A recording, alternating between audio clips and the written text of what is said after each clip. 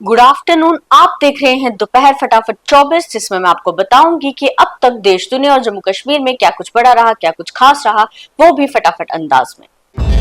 Operation शेरूवाली का 7वां दिन, घने जंगलों में सुरक्षा बलों का सर्च ऑपरेशन जारी, छिपे आतंकियों को ढेर करने की कोशिशें तेज। जम्मू सिविल सेक्रेटरीट के लिए मंत्री और प्रशासनिक सचिवों का जून का रोस्टर हुआ तैयार। नीट यूजी 2026 की फीस रिफंड के लिए एनटीए ने बढ़ाई डेडलाइन, अब 22 जून तक बैंक डिटेल्स अपडेट कर सकेंगे छात्र। शोपियां के सीआरपीएफ कैंप में एएसआई का निधन, अचानक तबीयत बिगड़ने से अस्पताल में तोड़ा दम। अमरनाथ यात्रा के लिए सुरक्षा के पुख्ता इंतजाम, गृह मंत्रालय देगा 370 पैरामिलिट्री कंपनियां, हाईवे और रेलवे ट्रैक पर रहेगा कड़ा पहरा।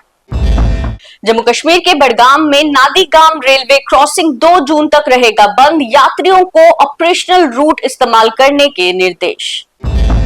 डीआईजी उधमपुर रियासी रेंज ने खुद में सुरक्षा व्यवस्था का लिया जायजा, पर्यटकों और स्थानीय व्यापारियों से की बातचीत।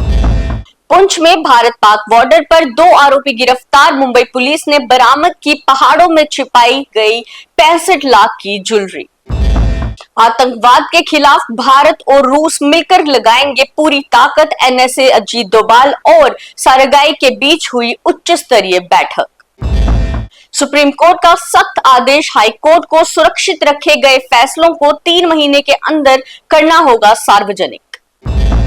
आईएमडी के अनुसार इस साल देश में 90% होगी मानसून की बारिश, पहाड़ी इलाकों को छोड़कर बाकी हिस्सों में कम बरसेंगे बादल।